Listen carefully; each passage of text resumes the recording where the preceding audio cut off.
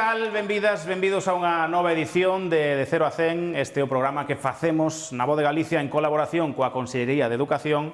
En este programa o que facemos é achegar exemplos de empresas, de emprendedores, de emprendedoras que forman as súas propias empresas, os seus propios negocios e contannos un pouquiño os detalles dos mesmos.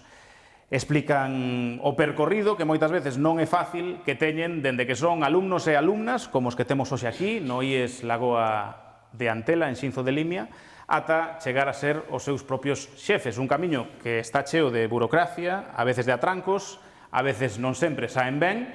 E hoxe deste camiño vainos a falar unha convidada que montou unha gran tenda online e tamén física de cosmética, un comercio electrónico de cosmética, de Cosmetics chamase, ten sede en Allariz, e a súa fundadora está hoxe con nós, que é Sofía Rodríguez. Sofía, benvida, adiante, damos un aplauso.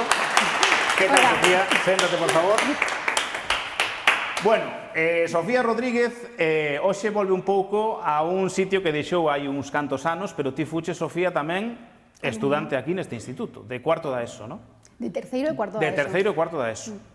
Bueno, pois empecemos por aí. Como se sinte esta volta ao orixe un pouco? Se sinte, como todo, moito máis pequeno do que eu recordaba. Debe ser por a idade, pero en dimensións, acabo de estar na cafetería, a recordaba moito máis grande, non sei a miña percepción, e todo moito máis, como todo, moito máis grande. E a eles, pois, os vexo tamén máis cativos, eu me vía máis grande da súa idade, a verdade. Dicía que Sofía é estudante, ou foi estudante aquí, e saíches daqui para labrar un futuro que ao final tampouco tivo moito que ver ao final co que nun principio tiñas pensado, non? Formaches en moitas cousas, non sei se empezar preguntándoche pola túa empresa e ir cara atrás, ou empezar polos estudos e ir cara adiante. Entón, vouche a preguntar primeiro pola empresa, porque é o que te dedicas agora mesmo, que é de Cosmetics, que, como dixen, ten sede en Allariz, que vendedes online produtos de cosmética. Preséntanos un pouquiño ese proxecto, que é de Cosmetics. De Cosmetics naceu en Allariz en 2011 porque eu me fun a vivir ali, por eso naceu ali. Comezou como un proxecto paralelo. O traballo que eu tiña era como un traballo pois serio. Eu traballaba de control de xestión nunha empresa moi grande de moda.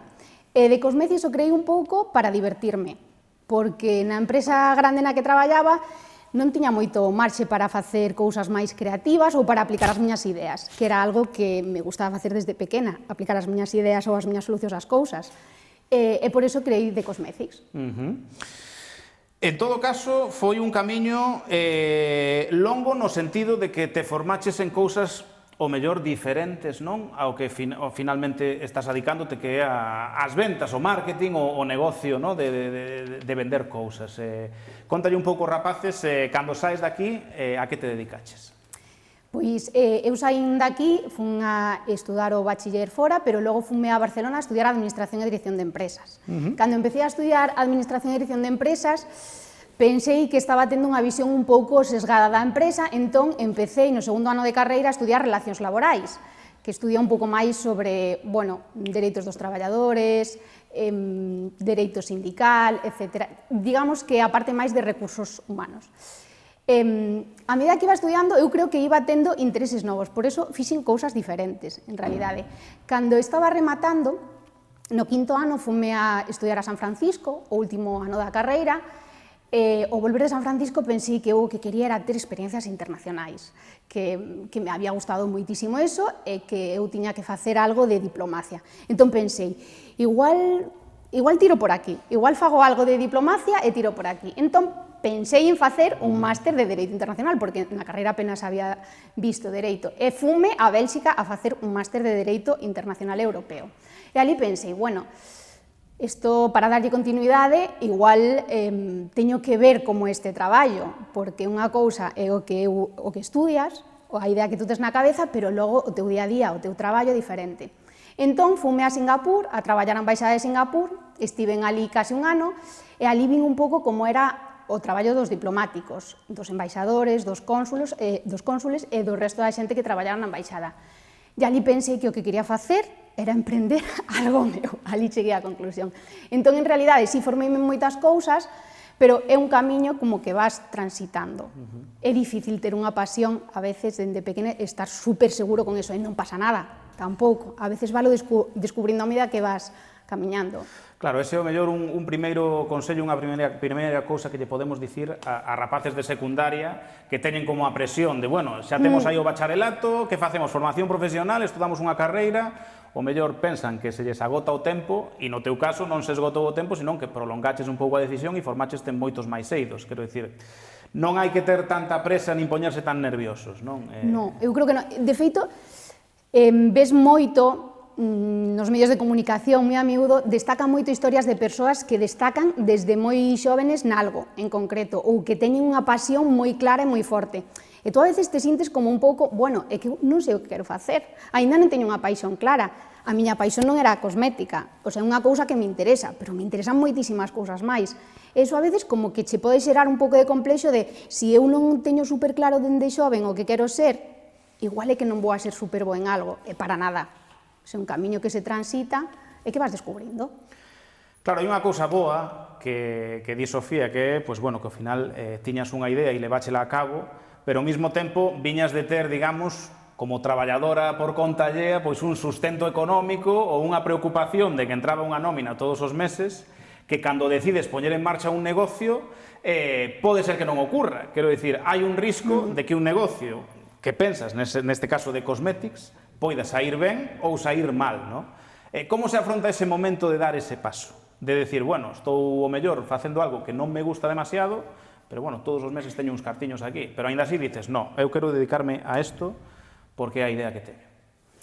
A ver, tes que ter ganas. Eu, do que tiña ganas, é de ser autosuficiente, algo como que me obsesiona un pouco dende pequena. Ser eu autosuficiente, ter o meu medio de vida, ser como independiente. Entón, tes que ter como esas ganas, esa forza, pero en realidade a decisión a tomas fácil, eu tiña 25 anos, entón con 25 anos o que sentía que me podía equivocar, e non pasaba nada. Tampouco quería arriscar, nin arrisquei ao principio moitísimo capital, moitísimo tempo sí, iba a decir moitos recursos sí, recursos de tempo sí adiquei, pero moito capital non, realmente pensaba que me podía equivocar e que non pasaba nada. Eu creo que non pasa nada por equivocarse con un negocio, incluso con dous. En España está bastante penalizado, noutros lugares nos que eu estiven non se ve tan penalizado. O contrario, que se ve que, bueno, pois que o intentache. E tendo 25 anos, o que máis me primaba era decir, bueno, creo que aquí hai unha idea de negocio, vou a intentar. E se sale mal, pois bueno, espero non perder moito polo camiño, pero intentaré outra cousa. Falaremos polo miúdo de a que se dedica de cosméticos, porque o mundo da cosmética é moi amplio, pero dende que unha persoa como a ti ten esa idea de formar o seu propio negocio ata que o ve un pouquiño en marcha en Allariz, xa vendendo na tenda e vendendo fora, como son un pouquiño os pasos que tiveches que seguir? Entendo que hai unha serie de papeleo, entendo que hai unhas cuestións burocráticas como empresa que hai que cumplir e despois hai que esperar que a xente merque e que a cousa vaya funcionando, non? Sí, aí está, bueno, a diferencia entre startup ou empresa de recente creación e empresa consolidada. Sí, hai unhos trámites que hai que facer que cada vez son máis simplificados, tampouco hai que asustarse, se contratas unha asesoría ou se vas a un punto de información, pois se suelen axudar. Hai unha legislación que tes que respetar, que tes que cumplir, cada día hai máis legislación, pois protección de datos, bueno, hai plans que tes que facer, bueno, que é o normal, porque vivimos nun estado de dereito que tes que cumplir certas normas, pero tampouco é algo que te teña que limitar para levar o teu negocio adiante, todo o mundo creo que pode cumplilas. A parte diso, creo que o momento máis difícil é conseguir os clientes, porque ti tes unha idea na tua cabeza que soa moi ben, que crees que vas a vender moi ben, que crees que é fantástica, sempre vas como rebosante de ilusión, pero logo que necesitas son clientes, e clientes que se queden no tempo ou que traian a outros. Eu creo que unha empresa cando se consolida é cando vende e ademais vende a xente que logo repite ou que logo lle di a outra que volva. Esa é a consolidación, ese é o paso. Pois imos meternos entón de cheo en como funciona de Cosmetics, esta empresa da que nos está falando hoxe en De Cero a 100 Sofía Rodríguez, unha das súas fundadoras. Que distingue entón a de Cosmetics que fai que siga funcionando pois dende fai máis dunha década e como conseguistes un pouquiño sair adiante nese nicho en concreto da cosmética, no cal hai moitísimos produtos, non? Vale, pois na cosmética, a cosmética ten moitos nichos. Nos creo que conseguimos ir adiante porque estamos moi especializados no nicho da cosmética natural. Vale? Vendemos cosmética natural e orgánica e dende o primeiro momento, ou case dende o primeiro momento, apostamos moi forte por ese nicho, que en España naquel momento pois apenas tiña demanda, de feito non se acaba de comprender moi ben que era, pero noutros lugares que eu había visitado, como pois, por exemplo, Australia ou, bueno, pois tamén en Singapur, sí que tiña un oco no mercado, era un oco claro. Entón, dende o primeiro momento, apostamos por ese produto claro. E para facer un negocio, digamos, sostible ao longo do tempo, tes que ter un nicho claro de mercado, tes que ter un nicho de produtos, porque a competencia, como dis, é enorme no mercado da cosmética, en todos, pero a industria cosmética, ademais, cada vez é maior. E unha das cuestións que tamén vos fixe un pouco diferente, máis que poder mercar na vosa páxina ou na vosa tenda marcas de terceiros, é crear unha marca propia, non? Quero dicir, eso foi como un dos fitos, non, da vosa traxectoria. Sí, bueno, eu creo que a outra cousa que non che dixen que nos diferenciaba é que creo que é moi importante que, ademais, define por que estou neste mercado, que o nos nome é Cosmetics, que é a combinación de cosmética e ética.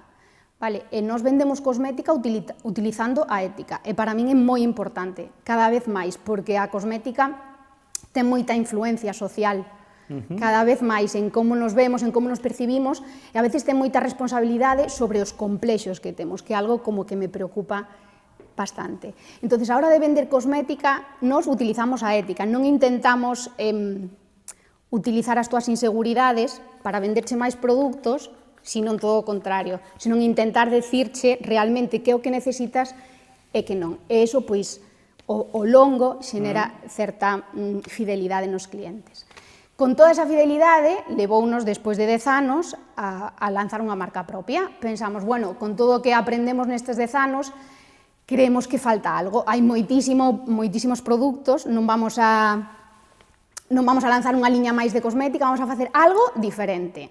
Algo que responda á necesidade que estamos vendo, e é que cada vez a cosmética é máis complexa, as rutinas son máis complexas, cada vez a xente sinte que necesita utilizar máis produtos, sinte que está utilizando moitos, pero non os suficientes. Entonces, o que dicimos foi lanzar unha liña que se chama Luisa, que ven pois a simplificar un pouco eso, e a dicirlle ás persoas que non fai falta utilizar 20 produtos para ter unha pel saludable, que é un pouco a nosa base. Bueno, abriches xa un capítulo interesante que está no propio nome da empresa, o da ética dentro da cosmética. Hoxe asistimos a un fenómeno que se está dando, sobre todo máis entre as rapazas novas, pero eu creo que cada vez máis extendido, que estamos vendo casos de xente que está usando moitas cremas, incluso anti-idade, sendo nenos e nenas, non? Ou seja, hai un problema aí, non sei se é por as redes sociais e por esta alta exposición que cada vez temos máis, que iso non fai máis que perxudicar uns posibles complexos un pouco estúpidos que poida ter alguén, e potencialos aínda máis. Como se combate iso, que para unha empresa de cosmética pode ser moi lucrativo, en plan, eu dedícome a vender cremas e cosméticos, que os merque canta máis xente e máis nova, dame igual, e como se evita iso, que é totalmente inmoral, e se pasa diso e se fai unha cosmética ética? Como diste de asesoramento, de fidelidade, como vos centrades un pouco nas clientas para darlle o que precisan ese asesoramento? É difícil, non creo, de verdade, non creo que eu teña a receta máxica. Intentamos aplicar principios éticos, como aplicarías en todos os ámbitos da túa vida. Non vale todo. É por vender o que dixeches, pois sí pode ser lucrativo, pero é que non vale, porque se xa lucrativo non está por encima de todo. Unha empresa, incluso unha empresa que ten que gañar diñeiro, creo profundamente que ten que ter uns principios. E o que creo é que se realmente crees nos teus principios e os aplicas, a xente, non cando levas un ano, mellor non cando levas 2, pero sí cando levas unha década, os acaba percibindo e os acaba vendo.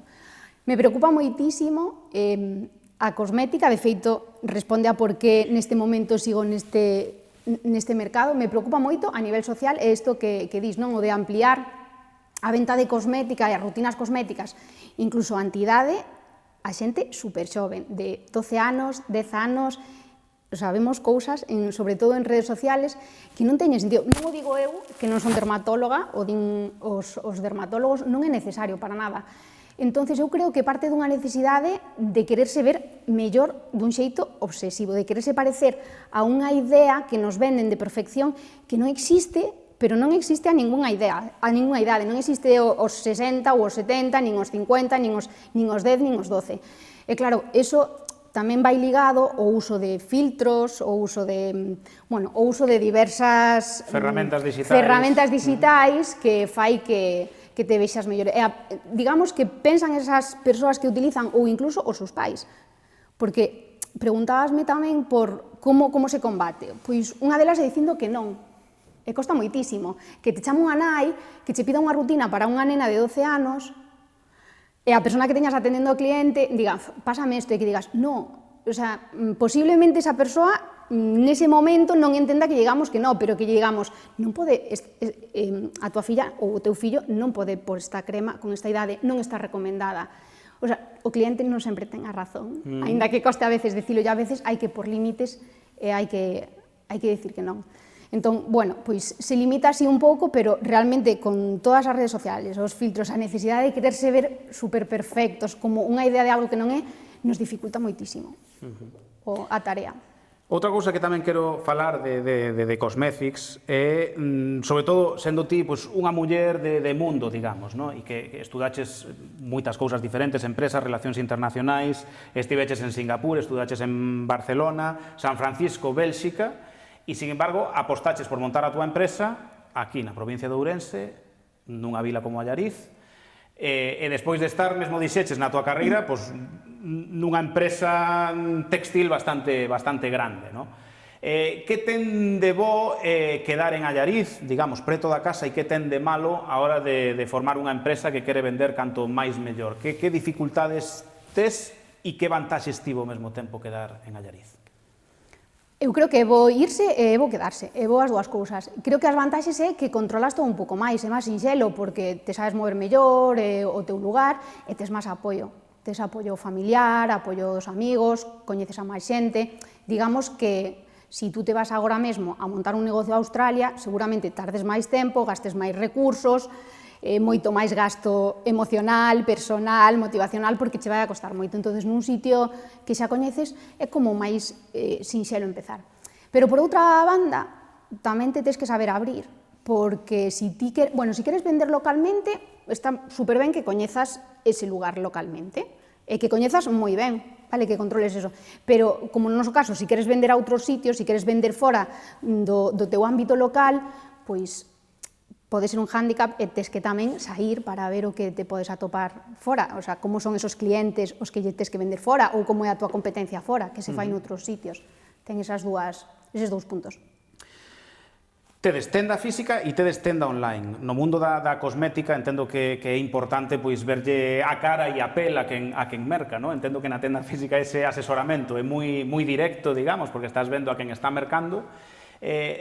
Cando se fai online, como se pode ter unha experiencia personalizada a hora de mercar un produto cosmético para alguén tan concreto como a min, por exemplo, non? Quero dicir, se eu merco online, como podes saber que produto me vai ben a miña cara? É difícil, non? Non sei como conseguides iso, ou se se pode conseguir de algún xeito. Sí que se pode. Non temos tenda física dende o 2022. Dende o 2022, sí. En 2022 cerramos a tenda física. Tivemos tenda física ata o punto no que nos deixaron de obligar ter tenda física ás marcas que vendíamos. Vale? Na pandemia, as marcas viron que se podía facer unha boa atención ao cliente, vender ben cosmética online sin necesidade de ter unha tenda física, e dende ese momento pois pechámola. Entón agora só estamos online, tanto con de Cosmetics como con Luisa. Luisa se pode atopar en tendas físicas, pero non só vendemos online. E se pode vender super ben online cosmética, incluso máis fácil eu creo que o mellor outras cousas como a roupa. Que tes que facer para vender ben cosmética online? Tes que probar o que vendes. E unha vez probado, tes que describir ben o que estás vendendo, coñecer os ingredientes do produto que estás vendendo, describir os ingredientes, describir ben os usos, facer unha descripción moi precisa de para quen é ese produto, que propiedades ten, como non aplicalo, que contraindicacións ten. E logo hai outro servicio que prestamos, que é asesoramento gratuito, solo para unha persoa. O sea, ti podes reservar un asesoramento gratuito, estamos 20 minutos contigo. Eso a veces non o das tido nunha tenda física, porque despois de haber tido tendas físicas, abrimos 3 tendas físicas, pechamos as 3 tendas físicas, é moi difícil ter unha atención de 20 minutos seguida para esa persoa revisar todo o que está utilizando, revisar como ten a pel, etcétera, etcétera. Así que con todas esas ferramentas se pode vender super ben online. E entón pode darse o caso de que alguén que está empregando moitos máis cosméticos chegue a empregar menos e vos a vender menos produtos por un bo asesoramento que lle dades a esa persoa? Sí, moitas veces pasa a diario. Case sempre nos asesoramentos retiramos produtos. E moitas veces é porque hai persoas que utilizan produtos que non funcionan ben entre eles. Non vamos a falar aquí de principios activos tampouco, pero hai principios activos que aplicados xuntos pois non consiguen o mellor resultado, entón incluso son contraproducentes. E moitas veces, como te bombardean tanto con que uses moitos principios activos, moitos produtos, parece que cantos máis produtos usas, mellor atendida tes a pel, mellor cuidada tes, e para nada. Entón, sí, moitas veces vendemos menos, e a veces facemos asesoramentos e non vendemos nada. E o mellor esa é tamén a parte un pouco ética, no, do negocio, que o mellor pensas que a curto plazo estás vendendo menos nese momento, pero que conseguiches por un bo asesoramento e por atinar cos produtos máis ou menos exactos que pode necesitar esa persoa que acude a vos, o que consigues é fidelizar, no, ao cabo do tempo e facer que un cliente repita, e entón o mellor ese beneficio inmediato non o tes, pero acaba resultando proveitoso máis adiante. Claro, exactamente eso que queremos, que a xente confíe nos produtos que lle estamos vendendo, e sobre todo no noso asesoramento. Nos debemos aos clientes, non aos produtos que vendemos, e somos independentes, non necesitamos vender a oferta do momento ou o que unha marca nos di que temos que vender. Nos revisamos os produtos, se nos gustan os vendemos, se non nos gustan non os vendemos, se incluso dentro dunha marca non vendemos toda a liña da mesma marca, vendemos o que nos gusta, o que non nos gusta non, e por suposto recomendamos o que queremos. É iso que conseguimos pos clientes. Hai un ano do cal xa afortunadamente nos estamos esquecendo, que foi o ano da pandemia, o 2020, pero sí que quero mencionalo no caso dunha empresa cosmética, porque evidentemente se estamos, como estivemos, moito máis metidos na casa, pois evidentemente hai produtos cosméticos que directamente non precisamos porque non nos vamos a botar crema de sol se vamos a estar dentro da casa, no? E así con tantos outros produtos que podíades ofrecer pois para ter a mellor das pintas cando un vai a un acto social ou este tipo de historias, non? Ese ano vos vistes peligrar realmente o negocio tendo en conta que vos dedicabades a algo tan específico como un coidado persoal que nun contexto de pandemia pasaba a segundo plano? Estivemos moi asustadas, a verdade. A primeira semana, a semana que nos dixeron que nos tiñamos que quedar na casa, eu realmente pensei que íbamos a quebrar, porque é que non tiñamos nin idea. Bueno, pero igual que a min, moitísimas persoas que tiñan tendas e que tiñan negocios, como se parou todo, non sabíamos como iba a ser. O que resultou foi o noso mellor ano histórico, o ano da pandemia. É difícil velo, pero unha vez que digamos a xente empezou a sosegarse, empezou a ver que se podían recibir pedidos online, empezou a comprar online, a xente empezou a animarse moitísimo a comprar. En vez de deixar de utilizar produtos cosméticos e deixar de cuidarse, realmente houve un punto de inflexión. Empezaron a venderse máis e a xente empezou a preocuparse máis por cuidarse. Nós non somos unha tenda que venda moita maquillaxe, vendemos máis produtos de cuidado de pele e de corpo. E si que notamos pois un repunte de ventas de produtos realmente de cuidado. E, bueno, logo de outras cousas moi curiosas, como, por exemplo, a laca de uñas, que como os esmaltes de uñas foron, pois, tuveron un boom brutal. Eu creo que naquele momento incluso foi o inicio do boom que vivimos agora cas uñas. Porque, bueno, pues como levabas mascarilla, pois...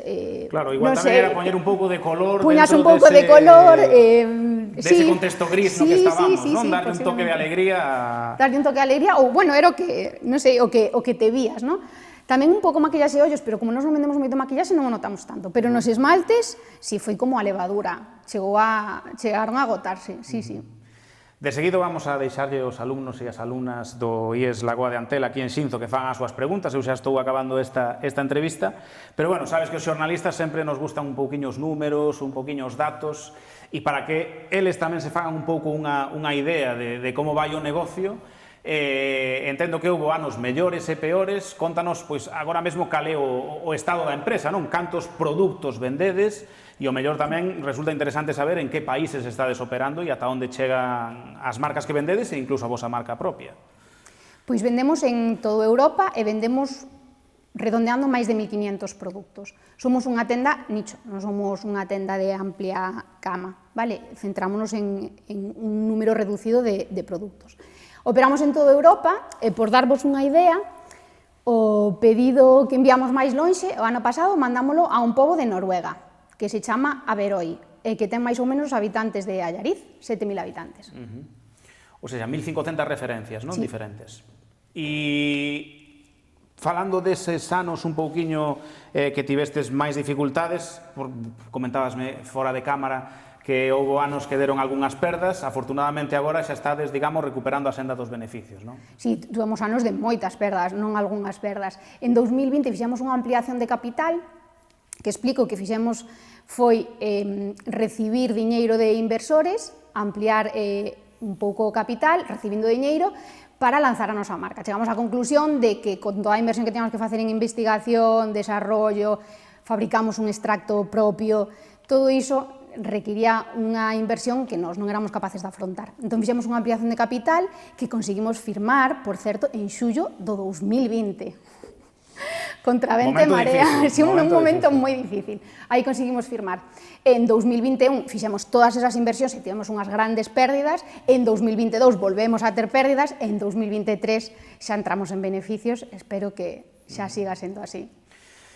Pois, Sofía, moitas gracias por responder as miñas preguntas. Agora vou preguntarlle a estes alumnos hoxe que nos acompañan de secundaria aquí no IES Lagoa de Antela de Xinzo, se queren facer algunha pregunta, se teñen algunha curiosidade, é o vosso momento, levantades a man e podedes preguntar o que queirades a Sofía. Quere alguén facer a primeira pregunta? Alguén se atreve a facer algunha pregunta?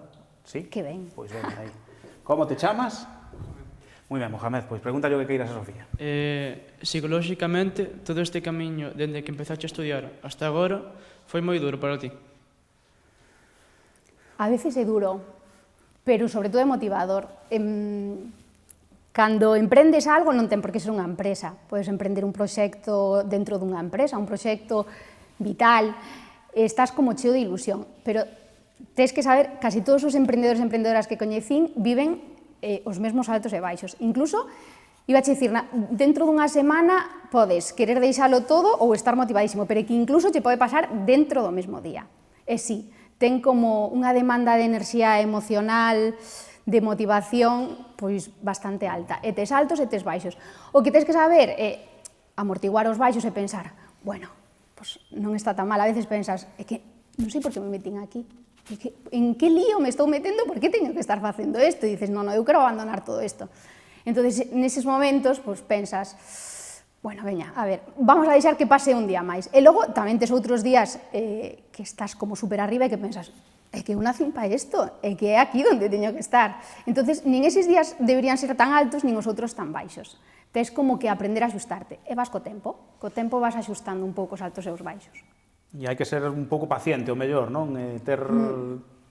Non precipitarse, o mellor tamén é a clave do emprendemento, non? Non querer obter resultados inmediatamente. Boa pregunta de Mohamed, porque entendo que hai momentos de soidade nos que un dice, bueno, son o xefe disto, púxeno en marcha, e agora estoume comendo este marrón, quero deixalo, non, vamos a esperar, e ao final é o que dicías, houve anos vos, agora estades en beneficios, hai momentos complicados, supoño que a paciencia tamén é algo que hai que cultivar. Sí, o sea, na maioría dos casos son casos de traballo a largo plazo e de esforzo. O que se suele ver son os casos fulgurantes, o en 2 anos fixo isto e petouno, multiplicou o valor da súa empresa por tanto. Esos casos existen, pero son super reducidos. A maioría dos casos hai que ter paciencia, veñen anos bons, anos malos, bueno, e vas pelexando. Sí, dos emprendedores sempre se coñecen os casos de máis éxito, os Facebook, os Tesla e tal, e despois hai outras moitas experiencias previas a aos Amazon de agora. Jeff Bezos, o de Amazon, empeceu vendendo 4 ou 5 libros por internet, antes de que agora podamos mercar absolutamente de todo. Moitas gracias pola tua pregunta, Mohamed. Non sei se hai algún alumno ou alumna máis que ten algunha dúbida, que lle quere preguntar algo a Sofía con respecto a como se forma unha empresa, e se non, pois vamos poñendo o punto final. Algunha máis queredes preguntar? Non? Pois, se non tedes máis preguntas, vamos a darlle un aplauso a Sofía por estar hoxe con nós.